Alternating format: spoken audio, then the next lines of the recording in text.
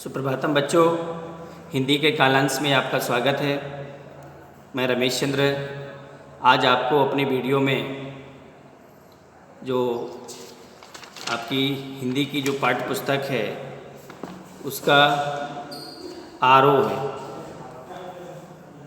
जो कल आपको वीडियो के माध्यम से पाठ पढ़ाया गया था, घर की याद। क्या नाम बच्चों पाठ का? घर की याद, और जिसके रचयिता हैं भवानी प्रसाद मिश्र जी। उसकी मैंने दो आपको काव्यांश का एक्सप्लेन करते हुए भेजा था। आज उसका तीसरा और चौथा आपको एक्सप्लेन करते हुए भेज रहे हैं। अपनी पाठ्य पुस्तक में भी बच्चों पढ़ने की कोशिश किया करें। पाठ्य पुस्तक में पढ़ेंगे, एक एक पंक्ति का अर्थ निकालेंगे, तो निश्चित रूप से आपका उस विषय वस्तु के प्रति लगाव उत्पन्न हो जाएगा। आप पढ़ने लगेंगे, उस विषय के प्रति रुचि उत्पन्न हो जाएगी। जब रुचि उत्पन्न हो जाएगी तो फिर आप धीरे धीरे हर एक विषय वस्तु पर आनंद की अनुभूति करने लगेंगे। तो इसका जो तीसरा काव्यांश है और चौथा काव्यांश कुछ इस प्रकार से है कि अभी कि वर्षा ऋतु में किस प्रकार से जो हमारे कवि हैं तो उनको जेल में रहते हुए किस प्रकार से उनको घर की याद आ रही है। भवानी प्रसाद मिश्र जी को 3 साल बराबर जेल में स्वतंत्रता आंदोलन में प्रतिभाग लेने के कारण उनको जेल में डाला गया था। तो वर्षा जब ऋतु आई तो उनको घर की याद आई, अपनी बहन की याद आई। तीसरे जो काव्यांश में कवि को अपनी माँ की याद आ रही है। किसकी याद आ रही है बच्चों? अपनी माँ की याद आ रही है।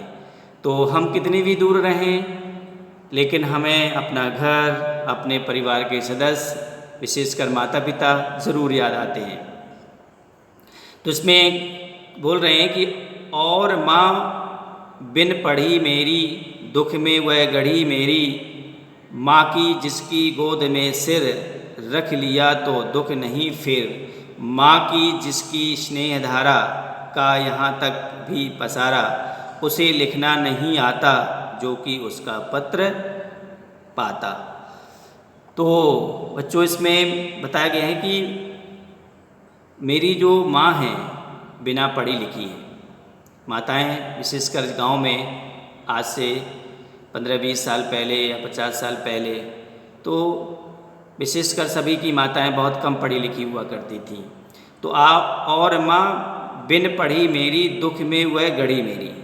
मेरी माँ को बहुत सारे दुखों को भोगना पड़ा, बहुत दुखों को सहना पड़ा। अर्थात एक कह सकते हैं कि दुखों की प्रतिमूर्ति है वो। इतने उन्होंने अपने जीवन में दुख देखे हैं, फिर भी उन्होंने तो कष्ट उठाए। लेकिन अगर मैं अपनी माँ की गोद में सिर रख करके रख लूँ तो मुझे प्रेम, स्नेह, सुख की धारा का स्मरण होने लगता है, सुख का एहसास होने लगता है जब मैं अपनी माँ की गोद में सिर को रखता हूँ। रख लिया तो दुख नहीं फिर। मेरी माँ को हला बहुत सारे कष्ट भोगने पड़े, दुख उठाने पड़े, लेकिन मेरे लिए माँ की जो गोद है सुखकारी है। हमेशा मुझे सुख का एहसास होता है। माँ की जिसकी स्नेह धारा का यहाँ तक भी पसारा। माँ का जो प्यार, माँ का जो स्नेह ममता है वो केवल घर में ही नहीं है। माँ की जो ममता है मुझे पूरा एहसास होता है। कहाँ तक? जेल में भी मेरी माँ का जो प्यार है, जो माँ की ममता है, स्नेह दुलार है, मुझे जेल में भी उसका एहसास हो रहा है। उसे लिखना नहीं आता जो कि उसका पत्र पाता। मेरी माँ पढ़ी लिखी नहीं है, उनको लिखना नहीं आता, इसलिए उनका कोई पत्र मेरे पास नहीं आता। चौथे स्टेंजा में बच्चों पिताजी के बारे में कवि चर्चा कर रहे हैं। अपनी पिताजी की विशेषताओं का उल्लेख करते हुए कहते हैं, पिताजी जिनको बुढ़ापा एक क्षण भी नहीं व्यापा, जो अभी भी दौड़ जाएं, जो अभी भी खिलखिलाएं, मौत के आगे ना हिचकें, शेर के आगे ना बिचकें, बोल में बादल गरजता, काम में झंझा लरजता। तो किस प्रकार से पिताजी की शारीरिक विशेषताएं, उनके मनोबल, उनके उत्साह का वर्णन करते हुए कवि ने लिखा है कि हालांकि मेरे पिताजी की वृद्धावस्था है, बुजुर्ग अवस्था है, मतलब अब वो बुजुर्ग हो गए हैं, वृद्ध हो गए हैं। पिताजी जिनको बुढ़ापा एक क्षण भी नहीं व्यापा, अवस्था उनकी वृद्धावस्था है, लेकिन उनके अंदर किसी प्रकार के अभी वृद्धावस्था के गुण नहीं है। उनके अंदर उनका जो उत्साह है, मन है, अब युवावस्था जैसा है, जो अभी भी दौड़ जाएं। अगर उनको दौड़ना पड़े तो वो दौड़ जाते हैं, दौड़ने में भी नहीं हिचकिचाते। जब वो हंसने में आते हैं तो जी खोल करके खिलखिला करके हंसते हैं। मौत के आगे ना हिचकें, वो किसी प्रकार की कोई मौत से नहीं डरते हैं, मौत के भी आगे सीना ताने खड़े रहते हैं। शेर कोई भी हिम्मती साहसी काम कैसा भी आ जाए, कोई भी कितना ताकतवर जीव जंतु प्राणी क्यों ना आ जाए, उनसे कभी डरते नहीं हैं।